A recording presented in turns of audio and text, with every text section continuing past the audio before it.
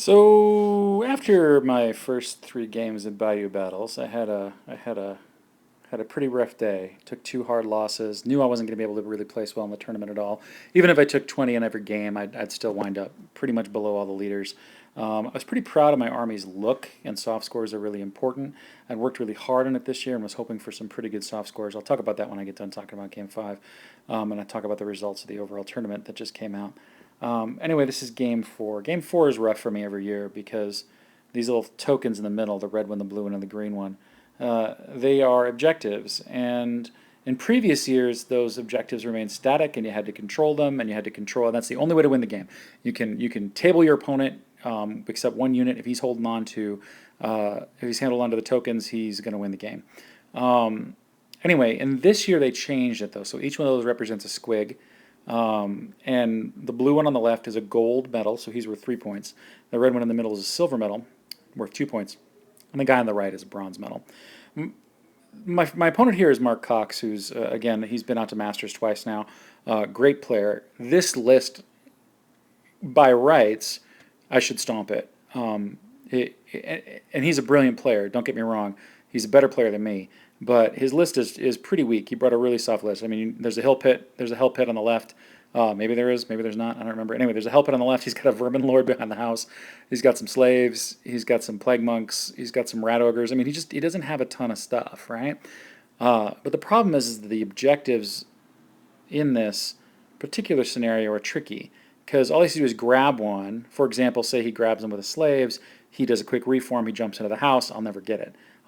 40 slaves. It takes forever to beat down, especially with 10 guys. So, and then I got to go across the board to get it. So, it's an intimidating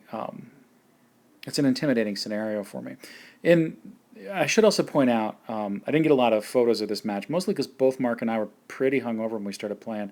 We both got pretty hammered the night before, and we didn't play the scenario right. So the objectives are supposed to be, they're squigs, so they're supposed to be bouncing around the field, and they're supposed to be doing hits to things that pick them up, and et cetera, et cetera. However, we played it like we remembered it, which was last year, the way it was done last year, and that was a mistake. Anyway, at the end of the day, I probably had the most tactical game I'd played for the most part, probably the entire tournament. Definitely my best game for the entire tournament. This game, it was heart wrenching. It was super hard.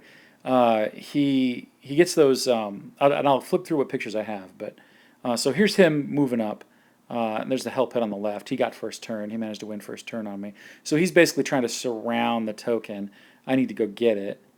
And there's his plague monks over there on the right. Yep, and his little rat swarm's trying to get the other one. I knew he was going to get bronze. I needed silver and gold to win, so that's what I oriented myself up against. There's Mark. Give me a thumbs up. Anyway, so this is kind of where the battle probably actually took its turn. He made a charge into my hammers with his rat ogres.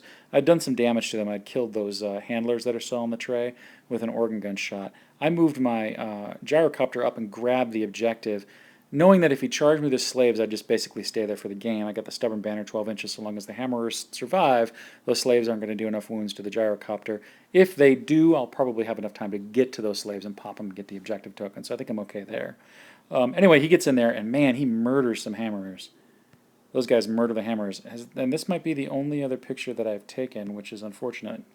Yeah, this is the only other picture I've taken. So I guess I got to do the rest of this verbally. At the end of the day, the hammerers managed to beat his rat ogres and kill them, but there's very few of them left to be combat effective. He managed to get his plague monks around into combat. We fight back and forth. He picks up one of the objective tokens with his group of slaves. Those slaves wind up in my backfield. My longbeards have a hard combat with the slaves and the plague monks. They break, but they don't get run down. They run back towards my edge. They turn around. They go back into the slaves with the token. They take the token back on the left-hand side. I've got all this craziness. Eventually, the hammerers do get killed. They get killed, so I lose the stubborn banner. He kills the gyrocopter, picks them up with the slaves, reforms the slaves, trying to get them back there. Double organ gun shot, panics those slaves. They leave the token behind.